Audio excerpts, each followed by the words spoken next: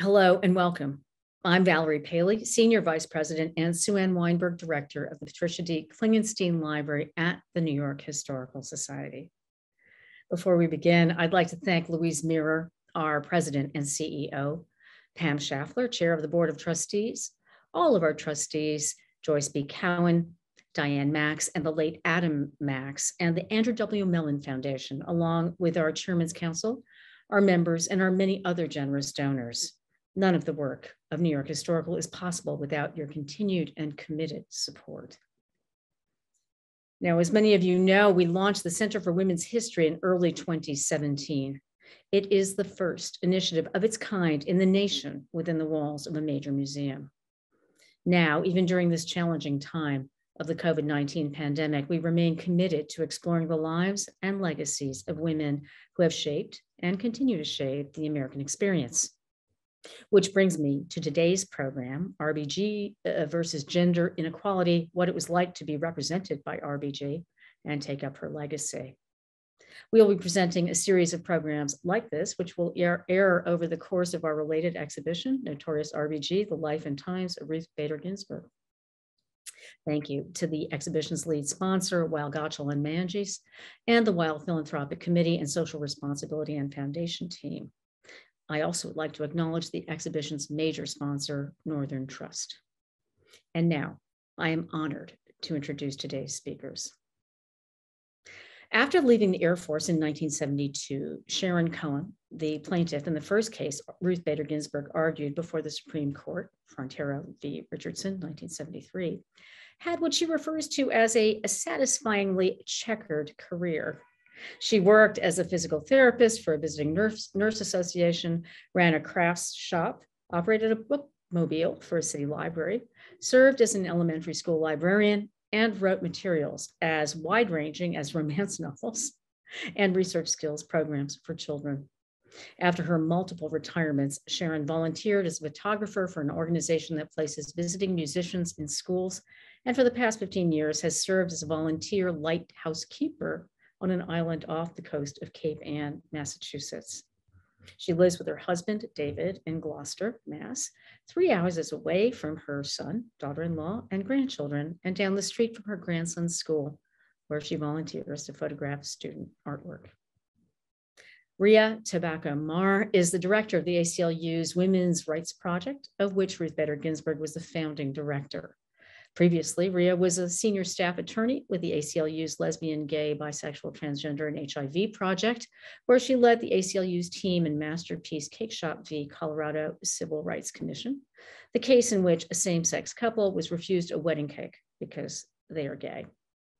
Ria is a frequent commentator on gender justice issues and has been recognized on the Route 100 annual list of the most influential African Americans ages 25 to 45, and as one of the best LGBT lawyers under 40 by the National LGBT Bar Association. Stephen Wiesenfeld was Ruth Bader Ginsburg's client in the landmark 8-0 Supreme Court case, Weinberger v. Weisenfeldt, which Ruth described as her favorite, helped show how public policies that treated men and women differently not only harmed women, as the contemporary feminist movement was arguing, but also hurt men and children. From the moment they met about the case in 1972 until her death, Stephen and Ruth remained friends, communicated often, and met for events, including officiating at his son Jason's marriage and his own wedding. Since the ruling, in addition to his consulting business, Stephen has given interviews, presentations, and television and documentary appearances. Finally, our moderator, Irin Carmon, is a senior correspondent at New York Magazine, a CNN contributor, and co-author of Notorious RBG, The Life and Times of Ruth Bader Ginsburg, which spent 3 months on the Times bestseller list. She's been a national reporter at MSNBC and NBC News, as well as a staff writer at Salon.com and Jezebel.com, covering gender, reproductive rights, and the law. As a contributing writer to the Washington Post's Outlook section, she won a 2018 Mirror Award from the Newhouse School at Syracuse University for her work breaking the story of sexual harassment allegations against Charlie Rose. She speaks frequently across the country on women's leadership and rights. Welcome, Sharron, Ria, Stephen, and Irin. Thank you. Thank you so much, Valerie. And I'm so thrilled to be in conversation with all of you today. For folks who study the law or folks who have read about Ruth Bader Ginsburg's lives, the cases that we're going to talk about are matters of history. They helped change the world. But for 2 out of 3 of our panelists today, it was their actual lived experiences, their lives, their love, their pocketbooks, their daily experience of what it was like to suddenly be in the public eye. And I'm really, really looking forward to hearing about how your lives made history. I'm also really excited to talk to Ria about what the significance of these cases were and what it's like to carry that work into the future, because unfortunately, the work of gender equality is nowhere near finished. So I want to start out, I'm going to start in 1971, because this is the time, it's not the first gender equality case that RBG brings, but it is when she goes to the ACLU with a presentation. She proposes to the board that there be a women's rights project dedicated to litigation to continue the strategy in the first case, for which she wrote a brief before the Supreme Court, Reed v. Reed.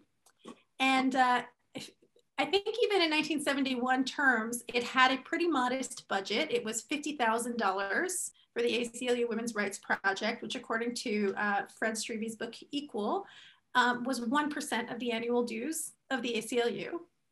So with this modest allowance, RBG set out to do something really ambitious. And I want to turn this to you, Ria, for a second to sort of help us figure out the context of why it was that RBG began the Women's Rights Project. What was the need for it, and what was her strategy? Well, thank you so much for that, Irin. I admit I had never heard the statistic about the percentage of the ACLU's budget, so I may use that internally, we'll see. But 1971 was a water. 1971 was not just the first year that Ruth Bader Ginsburg sort of brought a case to the US Supreme Court. It was the first year that the US Supreme Court had ever found that a sex classification was discrimination that was not prohibited. And it was not for lack of trying. So let's take ourselves back to 1970 or 1971, just before Reed v. Reed was decided. There were literally thousands of laws that expressly classified on the basis of sex. And when I say expressly classified, I'm talking about laws like Idaho's law that was at issue in Reed v. Reed, which said that when there was a man and a woman who were both applying to be administrator of an estate, males are to be preferred over females, full stop. Equally qualified candidates, males are to be preferred over females. The Supreme Court had considered laws that disadvantaged women at various points in its history, but including quite recently in 1961, it had considered a case, Hoyt v. Florida, which asked whether Florida could automatically exclude women from jury service. And each time the court had said, yes, the states can discriminate against women in these ways based on generalizations that, for example, on average, women are less capable than men or earn less money than men. And in 1971, that very, very long streak of losses changed, and it changed in the case called Reed v. Reed, where the court for the first time said that Idaho could not automatically prefer men over women simply because they are men. And so taking that win, Ruth Bader Ginsburg saw for the first time that a window had opened. The window had opened for her and the ACLU to argue, not just sort of on a one-off basis, but systematically to try and establish that sex classifications like the one in Reed weren't just, an anachronism or irrational, but actually constituted discrimination against women and ought to receive what's called heightened scrutiny. So heightened scrutiny or strict scrutiny is a sort of more close judicial review that applies to laws that classify on bases that we all agree are irrational, like race. And Ruth Bader Ginsburg saw the work that others like Pauli Murray had done in establishing that laws that classified on the basis of race got sort of a closer look, a closer constitutional look.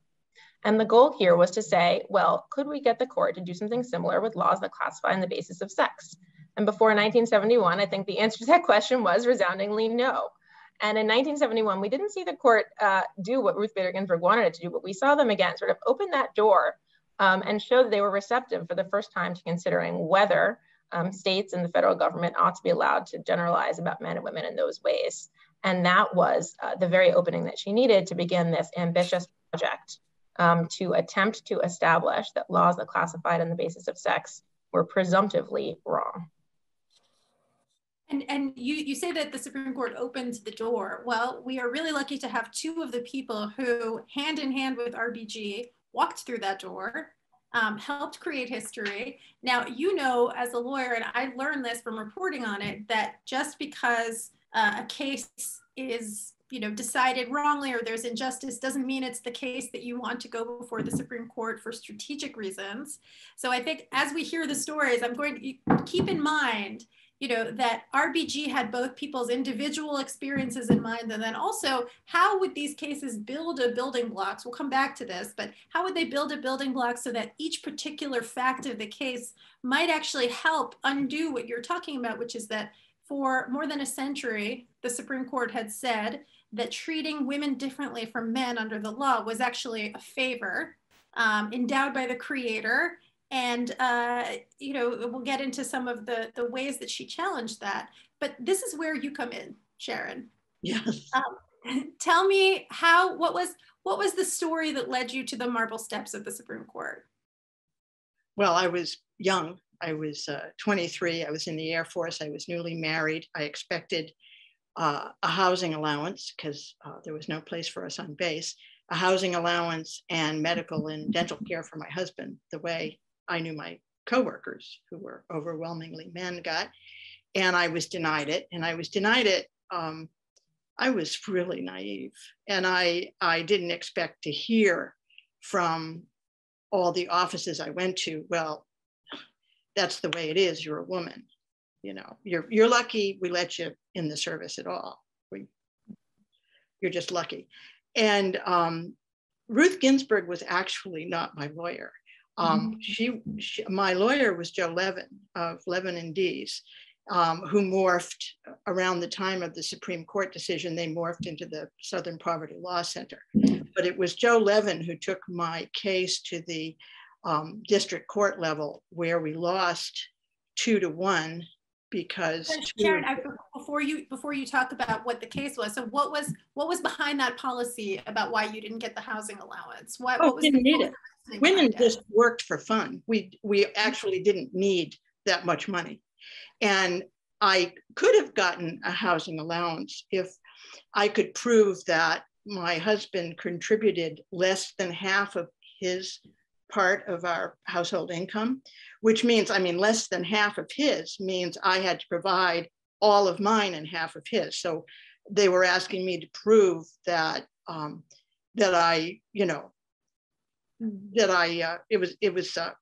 it would have been 70%. 3/4 of your household income was yours. Yes. And men didn't have to do that, right? Right. Men didn't have to do it. Their wives could be earning a huge amount of money. So what we asked for was not necessarily that women be given married women be given a housing allowance, but that, okay, let the men prove that their wives are indeed dependent on them, the same way that we have to prove that our husbands are dependent on us. And the verdict was that it would be too expensive to pay the women, but it would be a colossal inconvenience to make the men fill out those applications and have somebody read those applications. So for the convenience of it, they were going to say no. And that's the point at which Joe filed an appeal with the Supreme Court. And Ruth Bader Ginsburg asked to file an amicus brief and asked him for part, and he ceded part of his oral argument time to her. So she wasn't actually, well, you know, she was one of my lawyers, but my official lawyer. Argued your case. In my mind, you know, I think you're like her in the sense that you're being very precise, but she stood there and argued the case of Sharron, then Frontiero. Yes, and Joe and Ruth Bader Ginsburg argued two different things, and Ria can probably talk to this more precisely than I can. Joe argued due process under the Fifth Amendment, that my property had been, you know, not given to me. And she argued a much broader, sexier case. You know, the fact that it wasn't fair to treat men and women differently. And when the verdict came down, it was 8-1. Rehnquist said fine with what the lower court said. But the other four split, I think, pretty evenly between Joe's due process argument and Ruth Ginsburg's strict scrutiny argument. So it was kind of a confusing judgment. And I think you said to me the other day, Stephen, we were talking on the phone about this, that by the time she got to Stephen's case, she was less sure about using strict scrutiny because the argument that was given by the four who didn't go with strict scrutiny was that the ERA was out there and they didn't want to usurp the will of the people and the will of Congress by basically making a judicial judgment about the Equal Rights Amendment. Can I ask you, at the time that all of this legal strategy is happening in front of you, first of all, are you at the Supreme Court for this? No. Why weren't you there? Oh, well, there's an interesting. I was, again, really young, and I was young for being young. By the time it went to the Supreme Court, I was out of the service. I had left Montgomery, where my lawyer was, and it was not the best time in my life. My marriage was falling apart. I kind of was not aware that I could be at the Supreme Court. I was so naive about it. And many, many years later, as a matter of fact, within the last couple of years, Joe Levin called me up and said, you know, Sharron, there's something that's been bothering me for a long, long time. I have to tell you why I didn't invite you to be in the Supreme Court. I thought, oh my heavens, he thought I was going to shoot my mouth off. But he said, I didn't know I could. I didn't, you know, by the time he took that to the Supreme Court, he was 29. He was young. And he didn't know he could invite me to be there.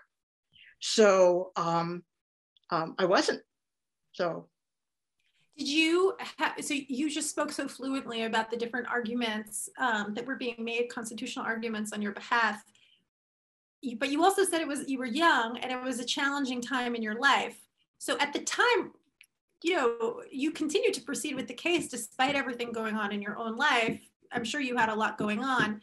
What do you remember thinking or feeling about the fact that, you know, this case that was about your life and your finances was going all the way to the U.S. Supreme Court? Did it register even at the time? You know, when you're up to your nostrils in the big muddy, you don't turn back. By the time it occurred, I know that Joe told me that if we lose in district court, the next step is an appeal to the Supreme Court. I didn't think that was going to happen. I didn't think we were going to lose. I thought this is such a slam dunk. Who can vote against us here? So by the time it was headed to the Supreme Court, I kind of gulped hard. You know, I wasn't going to pull out at that point. I sometimes ask myself, you know, had you known when you walked into his office and all you wanted was write me a letter that'll make somebody understand that I can get my money. I didn't, you know, I wasn't carrying any flag up the ramparts. And had I known, would I have proceeded? Because certainly here I am more than 50 years later with this case still in my life, and it has shaped a lot of my life. I would hope I would have said yes, but I can't tell you I would have. Yeah, I mean, it's a lot. And I do want to say actually that although you were not at the argument, I'm sure you've heard the sound. It's in the documentary where you're interviewed, and Stephen is as well, RBG. And so anybody listening may remember, because it's some of the most memorable lines that RBG ever delivered in front of 9 male justices, including she made a lucid case that the distinctions that put men and women in different categories were not just categories, but they were also hierarchies. Yep. She said they keep woman in her place, a place inferior to that occupied by men in our society. And then she also, this is where she famously quotes the abolitionist Sarah Grimke. She spoke not elegantly, but with unmistakable clarity. This is RBG describing Sarah Grimke. She said, and here's the Sarah Grimke quote, "I ask no favor for my sex. All I ask of our brethren is that they take their feet off our necks." Mm-hmm. So, you know, sometimes we think of RBG as this kind of like mild-mannered institutionalist. To stand in front of the justices and say, "Take your feet off my neck," in 1973, I think is pretty bold. Did you meet her or interact with her at any point? I met her 26 years later. Wow. By the time I met her, I had a whole different husband and an almost grown son by that second husband. So yeah, it was a long time. Well, I've met her a handful of times. I met her, there was a ceremony, there was a set of events that had been organized by the Women's Memorial in Washington by Linda Witt and General Vought. And I went down for a panel discussion, and part of it was going to be having women who had lawsuits. They made a calendar, a fundraising calendar. And so they arranged to have me go over to the Supreme Court and do a photo shoot with her. And I thought that was going to be it. She came out, and we didn't even have a conversation face to face. We had a conversation side by side as we were lined up for the photographer. And my son, who was standing over with the photographer, said that the photographer was really annoyed because we kept talking and wasn't getting a good shot. And then one of her aides came out and said to us, and there were a fair number of us. There was Jana Owens and Suzanne Stout, who had been part of Owens v. Brown, which laid the groundwork. That complaint was to have women be allowed to serve on non-hospital ships, and it laid the groundwork for women serving in the military eventually. They were there, and my husband and son, and a couple of girls who had been young women who had been the photographer's assistant. So when we were invited in to tour the Supreme Court and then go up to her chambers to talk with her, we all went. I mean, it was this big group, that went up, and it was fun. So that was the first time I met her. And then she invited me to a conference in New York. Our Clients Are Heroes was the name of the conference. And then I met her again in Asheville. And that's where I met your son, Stephen. Your son was at that conference. You met my son in a conference in New York. You met me in Asheville. And I met you in Asheville, yeah. And we went to that hilarious supper together in that wonderful Italian restaurant. Okay, so that's why. I wanted to pause for 1 second and let Ria jump in. In terms of the outcome of Frontiero, set us up. Where does that take RBG in our strategy, and what does she still need for her next significant case, which brings us to Stephen? What is the outcome when you get this Frontiero decision in terms of the larger picture of constitutional law? Your decision obviously was a huge victory, but it did not, as Sharron already recognized, get all the way to strict scrutiny. So again, let's go back to 1971 and Reed v. Reed. The court, in reviewing the Idaho statute, rejects the statute because it's irrational. And rationality is the standard that ordinary laws have to meet. A law about, building roads or sort of an everyday kind of thing has to be rational. What RBG was going for was to have laws that discriminate on the basis of sex be subjected to the same strict scrutiny that laws that discriminate on the basis of race would be. And in Frontiero, you see for the court for the first time really grapple with the question of how should we consider laws that discriminate on the basis of sex? And as Sharron said, you see a split on the court. So you have 8 justices agreeing that the Air Force could not deny her the housing benefit, but they did not quite agree on the reason. You have 4 justices suggesting, yes, we think that laws that discriminate on the basis of sex should be treated the same way as laws that discriminate on the basis of race, and really walking through what they call our nation's long and unfortunate history of sex discrimination.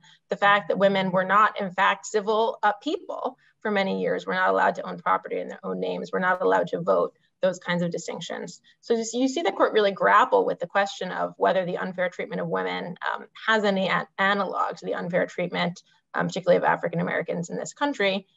Some justices say yes, others say we don't need to decide that. We think this is irrational in any event. We don't want to go there. And so what you have in Frontiero is the court has now, for the first time, really grappling with not only can laws that discriminate on the basis of sex be unconstitutional, but if so, why? And how should we really think about this? And the court in Reed really didn't get that far. It took this, you know, in some ways momentous first step of invalidating a law as sex discrimination, but at the same time, a very modest step because it was in some sense confined to that particular Idaho statute. In Frontiero, we see the court reaching out to do more and to sort of set out a paradigm for how we should analyze the laws, but ultimately not able to reach agreement. And so leaving that question open for another day. Which brings us to Weisenfeld. Stephen Weisenfeld, tell us about the journey that took you to the Supreme Court. I didn't quite hear. Tell us about. Tell us the journey that brought you, your personal journey to the Supreme Court. Okay. All right. After my wife had passed away in childbirth, and I went to the Social Security office to try and collect a mother's insurance benefit. So I was able to collect an insurance benefit, a lump sum benefit for the death. I was able to collect the insurance benefit for the child of a surviving child of a insured wage earner, but I was not able to collect the mother's insurance benefit.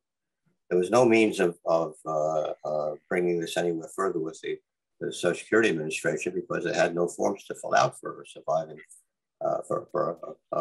father or a surviving father, male homemaker. So I eventually wrote a letter to the editor of the New Brunswick Home News, which is a newspaper that is local where I was living in Edison, New Jersey, and they published the letter. And what did the letter say? Well, I can read you the letter. Yes, okay? Please read us the letter. I think the letter is great. We have a copy of it in Notorious RBG, and I believe in the exhibit as well, but I think everyone listening should hear it. Okay, it says, to the editor, your article about widowed men last week prompted me to point out a serious inequality in the Social Security regulations. It has been my misfortune to discover that a male cannot collect Social Security benefits as a woman can. My wife and I assume reverse roles. She taught for 7 years, the last 2 at Edison High School. She paid maximum dollars into Social Security. Meanwhile, I, for the most part, played homemaker. I was really starting my own business. Last June, she passed away while giving birth to our only child. My son can collect benefits, but I, because I am not a woman homemaker, cannot receive benefits. Had I been paying into Social Security and had I died, she would have been able to receive benefits, but male homemakers cannot. I wonder if Gloria Steinem knows about this. And I wrote at the end, the last sentence I used, I wonder if Gloria Steinem knows about this, was to try and make a point of getting her informed as to what this problem is, what's going on. But Ruth, every time she talks about this, which was thousands of times, she used to take that last line and say, tell Gloria Steinem that. And sometimes she raised her hand up, say, tell Gloria Steinem that, as if I was angry at something about this. And I spoke to her about that several times, but she continued to use it and say that sentence, tell Gloria Steinem that, as if I was trying to be being angry about it or something. But you thought that it was a gender equality issue. It affected both sexes. And I think this is really important that, you know, Ruth Bader Ginsburg, she was once described as at a dinner party interrupting someone who described her work as being for women's liberation. And she said it was for women's and men's liberation. And you were not the only male plaintiff that she represented, but I think you were her favorite, both legally and personally. So tell me what happened after that letter was published. The letter was published, and then one of Ruth's earlier jobs, before the job that she created for herself, because she couldn't get a job as an attorney, she eventually created the job at the ACLU that you had already spoken about. A friend of hers at Rutgers named Phyllis Zaitlin Boring saw the letter in the newspaper and wrote to me and asked me if I would like to pursue this further, that she can get me in touch with some friends of hers at the ACLU. So I said that was precisely why I wrote the letter, because I didn't know exactly how to go about finding somebody to help out in the situation. So Ruth called me shortly after I gave Phyllis Saplin Boring a positive response, and we spoke for a few minutes. And she said that she'll have to call me back. She's working on something now, which happened to be the Frontiero case, which she presented before the court in February. And then we spoke, and she filed for my suit, filed my case at the end of February of 1973. That would be. And from the point of filing, apparently a lot of journalists realized that this was an important case, because I began to get interviews and requests for interviews and photographs and things like that from the New York Times, Time Magazine, other popular newspapers around the country before the case was even went before the first court. Did you have any idea what you were getting into when you, I mean, of course you wanted to draw attention to the issue when you wrote the letter, but did you have any sense of what you had signed up for? Well, I didn't realize at first that it was going to be that big or it was that important. And Ruth, of course, was an attorney. She didn't have the popularity or the name recognition and things that she has had afterward. So there was nothing that I would be in awe about going through the situation at the beginning. But I did realize when so many journalists were interested in talking with me, including very, very famous people like Bill Moyers from PBS, came to the house with a film crew to film part of his program on PBS, all before the decisions were handed down in the lower courts. So I knew that there was something going on here that was bigger than I was able to understand at the time. So you did go to the Supreme Court. Now your case was different from Sharron's. She mentioned that RBG technically was not her lawyer. Also, she only came in at the appeal stage with Sharron's case, but with your case, she represented you from the very beginning. And so tell us about your unusual place that you sat at the Supreme Court and what it was like to hear her argue. I was actually her first client that she took before the Supreme Court in the gender-based discrimination case where she was in total control. So she was in charge. I did not go as Sharron did. She started with the Southern Poverty Law Center, and I was always just Ruth's client. I was not aware at that time that I was her first client. I found that out a number of years later. You would have been worried to have her, be a rookie on with you. No, I don't know that I would have been worried, because just from the first telephone conversation, I knew that she knew what she was talking about, knew what she was doing, and she described to me exactly what was going to happen. That's how she was presenting it, telling me. And she said, we're starting off in a 3-judge federal panel, and no matter how they decide the case, it will be appealed to the United States Supreme Court. So I was expecting these steps to take place. And in fact, they did. That's exactly what she just described as exactly what happened. First, we went to the 3-judge federal court in Trenton, New Jersey. She took a bus down to Trenton that happened to stop where I was living at the time in Edison, New Jersey. And I got onto the bus and we continued our way down to Trenton. There were no, strangely, saying all those reporters that showed up and were interviewing me at the beginning, only Gloria Steinem from her magazine, Ms. Magazine, sent somebody to do the story. Yeah, so that was Gloria the only definitely knew about it. Well, I don't know. Did you ask me what she knew about it? No, I'm saying she definitely, eventually, you said, I wonder if Gloria Steinem knows about it. Gloria Steinem found out about it. She certainly became aware, yes. And the 3-judge federal court, the U.S. attorney that was arguing said a couple of things that disturbed me and that I had to do something about. And one of those was that they looked for the case just to be thrown out, because at the time we were filing, I was still, I hadn't been working for a while. I was sitting home taking care of Jason most of the time. But I did find a job that interested me. So I was working and I was earning considerable money for that time period, 1972 and early 1973. And I was working when I appeared before the 3-judge panel, 3-judge federal court.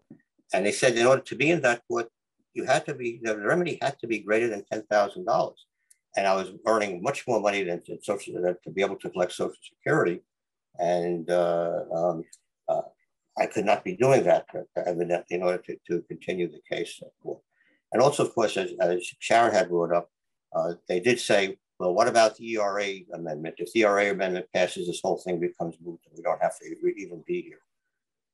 But the justices at the three-judge federal court were quite astute, I suppose, of what was happening. And they just said, if I ever become unemployed again, then this whole thing will start over again, and we'll just wind up in front of them. And they put off deciding anything for quite a while. But I immediately knew that I had to do something about that. And I did. Somehow I managed to lose the job that I had, and I had to spend some time thinking about replanning my life. I had a plan laid out about doing things. You managed to lose it intentionally, though, right? You intentionally left your job so that the case wouldn't be thrown out. I intentionally, actually, I wanted to get fired because I wanted to be able to collect unemployment insurance for a while.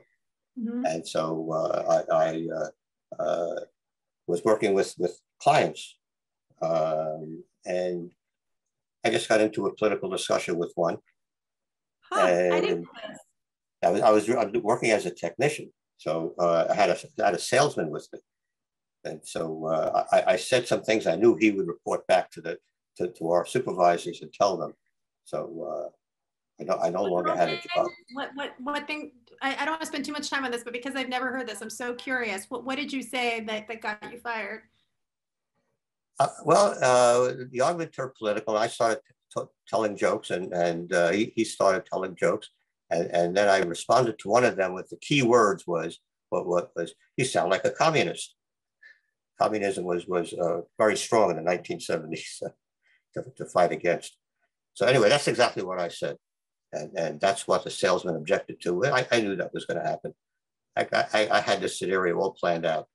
So you pretended to take a position in order to keep the case. All of this, importantly, was so that the case would not be moot, right? And RBG also was so excited to find your case because it so clearly illustrated what she was trying to do, which was men busting gender stereotypes by being the primary caregiver of their child, in a cold, law right there in black and white that denied you the same benefits. And also in the same way that Sharron's work wasn't valued, devalued the work of your wife who had died in childbirth. So just the cruelty of denying the equal protection to you, your wife, and a baby. So you did your part quietly. And I think, if I'm not mistaken, RBG didn't know that you basically intentionally got yourself fired. I didn't tell anybody. My parents were still alive. Just consider that I'm fighting for a Social Security benefit that's going to be $206 a month, and I was earning 10 times that. Nobody would say, "Oh, go ahead and do the thing in the courtroom with Ruth." Nobody would say. Everybody would say, "You're on your career track. Why don't you just stick with what you're doing and not worry about this?" So why did it matter to you to continue? I was extremely interested in the process, firstly. Secondly, it was the kind of, my wife at that time was a school teacher at Edison High School. She had a master's degree and she was studying for a PhD because she wanted to go into principal and be principal or something higher up in the school system. And she wanted to progress. She was a woman who wanted to work and have a family, which was not that common in the 1970s. If you look at the number of women who actually were in control of Fortune 500 companies, it would be zero. So you wanted to make sure that her work in her memory was not discounted by the federal government. Take us through the day that you're sitting at the Supreme Court. Okay, so went to the three-judge federal court. They waited for a period of time before they handed down the decision. And it was only a matter of a month or so when all the things we just talked about came to pass. And I told Ruth, okay, we're ready to go on. And she immediately notified the judges that my situation had changed. So now the argument that the government was putting out that I don't belong in that courtroom because I don't meet the qualifications to get the remedy the $10,000, that I now qualify. And so justices still took some time, but in December, they handed down a 3-0 decision saying that Ruth's arguments were correct. Ruth argued the case in 3 different points of view. I'll tell you what they are as we get to the Supreme Court, because we're in the Supreme Court. Just use the same argument both in the 3-judge federal court and in the Supreme Court. On the way to the Supreme Court, the Solicitor General first had to notify the court that he's appealing the case. So the Solicitor General was Robert Bork at the time, and he, after the Saturday Night Massacre, he notified the court that he was appealing the case. So the night before, Ruth and I are going to meet in Washington. The night before the case, she got on the telephone with me describing her strategy. They have to know that all along this time, I'm involved in everything that she's doing. I have every single piece of correspondence that went back and forth from one place to the other. And I know exactly what's going on and what her arguments are going to be and why she's doing this. But this is what's one thing changed from the 3-judge federal court now into the United States Supreme Court. This is what she wanted to tell me about. She said she's assured that she's going to get a 4-4 decision. Now, Justice William O. Douglas was ill at the time and not sitting on the court. So it's only 8 justices there. So she was very sure of getting 4 of them. And the 4 conservative justices, she felt that she wouldn't get, but she wanted to try for a 5th vote for her because she wanted the insurance of having that vote. So she selected Potter Stewart as the person that she was going to address her argument to.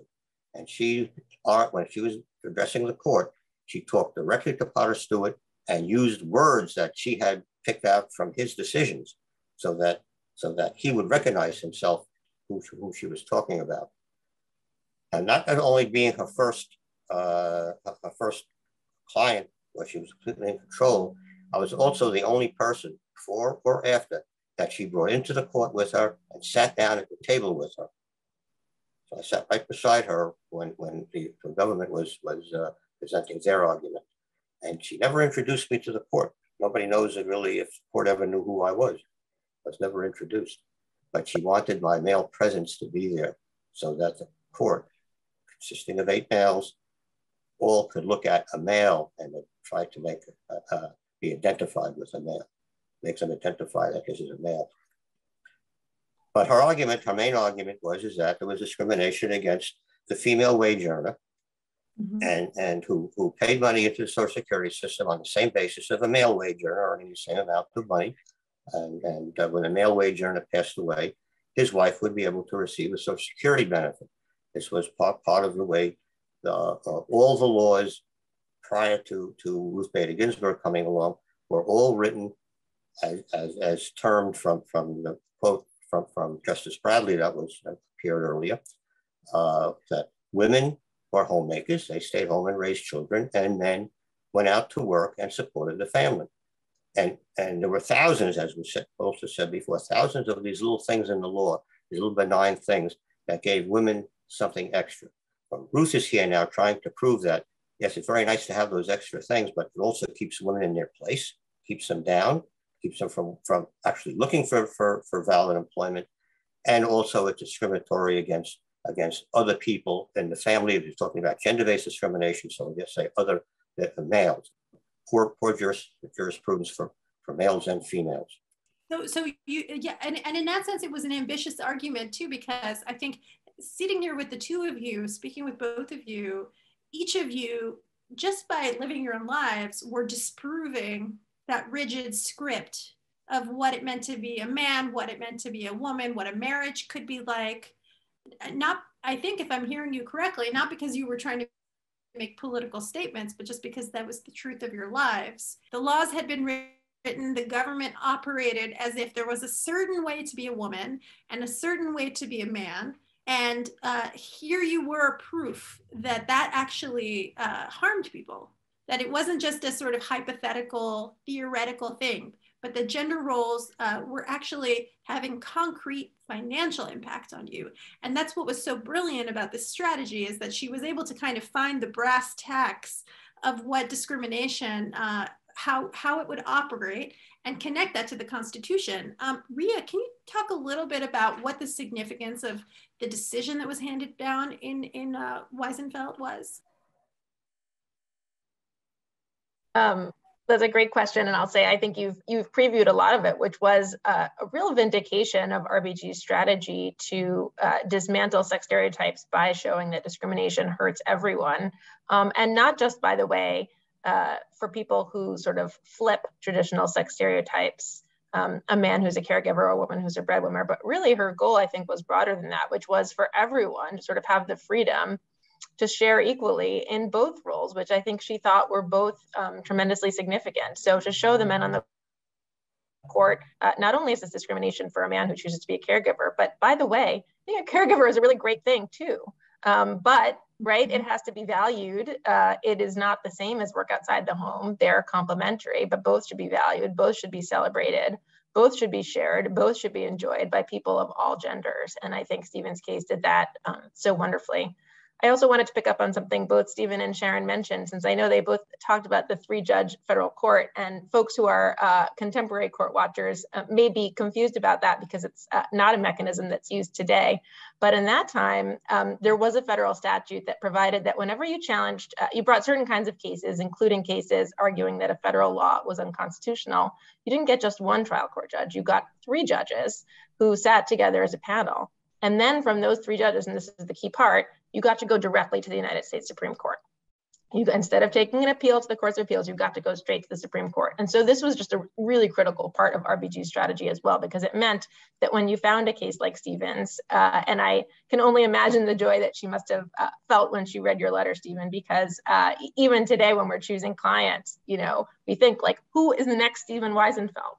And there you were, right in front of her. But when she found, go all the way.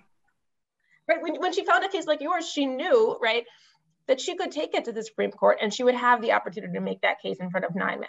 And the reality is that if the justices got to pick and choose from among their cases involving constitutional sex discrimination the way they do today, where a big part of what they do is not just to decide cases, but to decide which cases to hear in the first place, right? That's a huge, huge part of how law develops today. But then, right, she was sort of guaranteed to have that shot. And I think she knew that once she got there and once she sat in front of them, or I guess stood in front of them with someone like you and with your story, she could make real inroads. And that's why the strategy was so key. And I love your part behind the scenes, Stephen, that you played to keep the case from becoming moot as well, which showed that same sort of chess game of thinking several steps ahead and guaranteeing that you would, in fact, make it to the Supreme Court.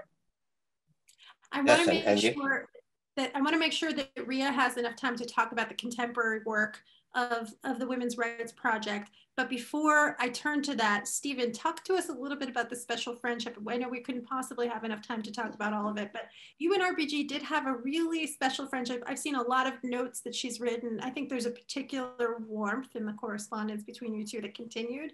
So tell us what that was like to have that friendship. Well, it was really nice to be associated with such a powerful person. And I never looked at it that way. Matter of fact, sometimes we were at events and I would just walk up and talk with her or take out some pictures and show her things and like that. People would come up and ask me, other judges actually, and federal judges, would, how do you feel so brave as to walk up to a United States Supreme Court justice and just take her time? And I said, well, that's what I've always done. That's what we were friends for a long time before she was a Supreme Court justice. And she performed my son's wedding when he got married in 1998, and performed Elaine and our wedding. Elaine is sitting right back over here. Hi, Elaine. If you fix the picture, your face in the picture there. Good to see you. Right. And that was in 2014 that she performed that wedding. So we were with her twice. We send her gifts. She sends us gifts. We had, when we're in the same city together, we get together and have dinner or something like that. So I've always had a direct line. Her secretaries always knew when I called. They would just put Ruth on the phone. My calls were never screened, and I always got to talk with her when I wanted to. That's wonderful. I mean, I think she really had a great affection for you. And I also, like, I'm going to go to Ria in a second, but I just want to add, Stephen, you testified at her confirmation hearings before the Senate. And I was always struck by the fact that you said that you and your wife lived a non-traditional lifestyle the same way that Ruth and Marty did, but referring to the fact that there were female breadwinners in the picture. That's right. That's right. And one of her goals was to get all people living in a manner that you share the housework, you share the work of raising a child, just the way you and Ari are doing now, probably. But back in the 1970s, it was unheard of. And something that Ria would like to know probably is there's a woman named Laura Locksley in Chicago, in Washington, who did some podcasts a couple of years ago. She went and looked at some of the private records from the Supreme Court, and she found that Justice Blackmun, Powell, and Stewart were both aghast at the fact that I even wanted to raise a child, even wanted to be with a child. They were actually surprised that a man would take on such a responsibility.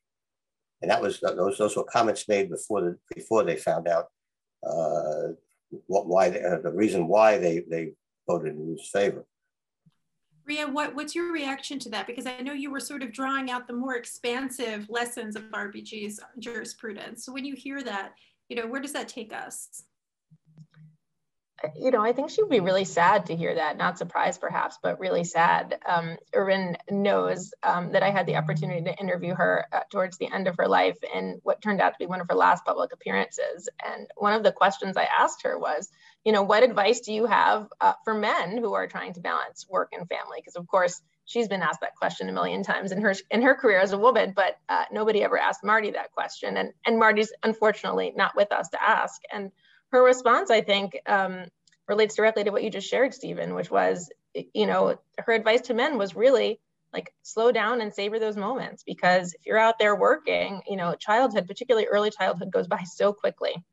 It's so fast. I have 2 5-year-olds and I see it myself. And those moments are really wonderful. And I think she truly felt sad for men who are not able to be there to fully appreciate the magic that happens. And it's not in, sort of special moments. The magic of being a parent happens in the day-to-day moments. It's the everyday moments. It happens, in the diaper changes and the feedings and the bedtime stories. And then it maybe feels magical in the moment, but that is really the great joy of being a parent. And I think she wanted men to have that joy and to understand that it was a joy in the same way that women do.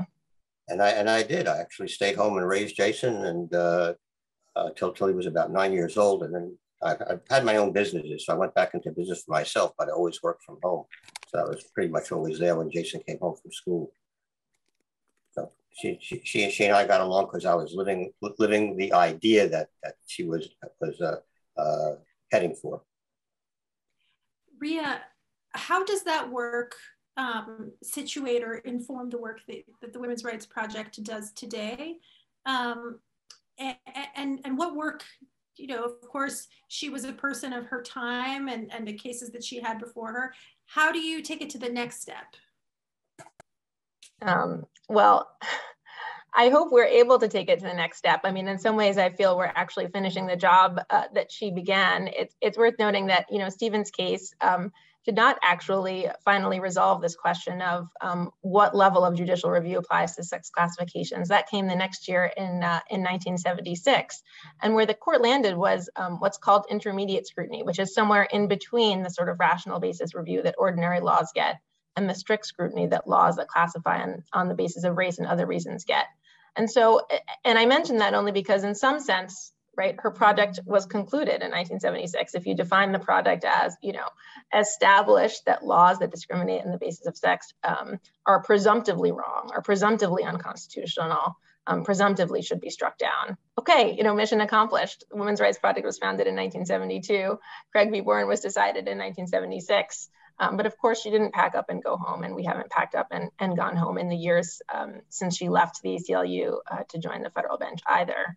I see that work continuing sort of in 2 principal ways. And one is continuing to fight ways in which the government continues to classify us on the basis of sex, right there in black and white. I think many people sometimes think those days are over, but if you look at the recent docket of the Women's Rights Project, we have a number of cases of that variety. So for example, in 2012, we challenged the ban on women in combat.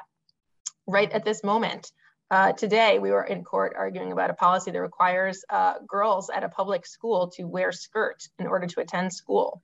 So you still see the government expressly classifying us on the basis of sex in ways that you might think, and I think the logic of the cases that RBG litigated would dictate should be struck down, but nonetheless, here we are. And then of course, I see you wanting to jump in, so let me pause and give you a chance. I have a follow-up question about the implications for LGBT cases quickly, but I want to hear what you were going to say. Well, I was going to sort of pick up on the second part of your question, which was thinking about RBG as a person of her time. And of course, she was very much that, but she was also in many ways ahead of her time. And the cases that she brought to the Supreme Court, though, of course, in many ways were her crowning achievement, but she also had many cases, that didn't reach the Supreme Court or didn't get the same level of attention, cases brought on behalf of Black women and other women of color, cases brought on behalf of low-income women. So, in that sense, I think she was very attuned to the most vulnerable women in our community. She was aware that sex discrimination always falls most heavily on the most marginalized members of the community. And the reality is that those have proved to be thornier problems to solve than some of those express classifications. They were thorny in 1972 and they are thorny in 2021, but we continue to fight those in the Women's Rights Project. And I think that's another way in which I would say we are carrying on her work rather than sort of post-dating her work. Yeah, I mean, the reason what I was going to ask you about is because I know you also have a background litigating LGBTQ equality. And I was thinking a lot about the Justice Ginsburg's anti-stereotyping work, as we've been talking about it here, with this big case at the US Supreme Court involving Title VII, in which gender stereotypes, as they affected not just people on the male-female binary, not just men and women married to each other, but a broader sense. You kind of hinted at this before, and before we close our session, I just would love to hear any connections that you see between some of the principles that she began to lay out, and she and folks like Polly Murray and Dorothy Kenyon at the ACLU, and what relevance, if at all, they have to cases that argue against gender stereotyping in slightly other, different spheres. Sure.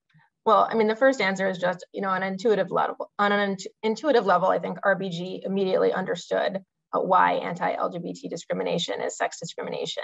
And in the intro, Valerie mentioned the Masterpiece Cake Shop case, which ultimately the Supreme Court decided in favor of the bakery, letting them off the hook for their discrimination against our clients, a gay couple. RBG wrote the dissent in that case. And I mentioned that because she did a number of things in her dissent. And one was that she sort of put voice to the discrimination that Dave and Charlie experienced, being turned away because of who they were. That was the same discrimination that she herself had experienced because she was a woman, as Stephen alluded to earlier, when she graduated from law school, not able to be hired by major law firms because of her sex. She was the only one on the court who had both sort of experienced that discrimination personally at the time of Masterpiece Cake Shop was decided and represented people like Stephen in their cases against the government. So she got it on sort of both a personal and professional level of how anti-LGBT discrimination is perhaps today's anti-woman discrimination and sort of is socially acceptable in the way that sex discrimination was perhaps in the 1970s. But there's also the doctrinal answer, which is of course that sex discrimination is all about breaking apart these entrenched notions of what it means to be a man or what it means to be a woman. And a very big part of that in our society is the notion that men should be attracted to women and only women, and that women should be attracted to men and only men. Or that someone who is assigned the sex male at birth should in fact, consider themselves and be a man and live as a man. And the same thing for women. And so, in her dissent in Masterpiece Cake Shop, she sort of, gave a wink and a nod to the argument that did not win the day until several years earlier, where she said, Dave and Charlie experienced discrimination because of their sexual orientation or their sex. And she planted that flag because she instinctively understood the ways in which anti-LGBT discrimination is also a form of sex discrimination, years before that issue was fully presented to the court. Yes. And in one of her last cases, she was in the majority in a case that said that Title VII discrimination on the basis of sex in the Civil Rights Act, Title VII of the Civil Rights Act, also included people who were discriminated against because of their gender identity or their sexual orientation. And so I think that there are reverberations for the principles that she worked on and the cases that you all participated in. You know, many, many movements contributed to them, but I do think that there's an intellectual through line between these anti-discrimination cases that she started in the 1970s and the way that she looked at the cases that came before the court that had even broader notions or different notions of discrimination. Unfortunately, we are out of time. I want to thank all three of you for this profound and fascinating, lively conversation. I learned a lot, even though I've been studying this for a while. You helped me see things differently, and I got to laugh too. So thank you so very much to the three of you. Thank you. Thank you. Thank you. A real treat to meet these legal celebrities. Thank you. It was a good thing to meet you. Yes. Ruth actually believed in all people are created equal, strictly.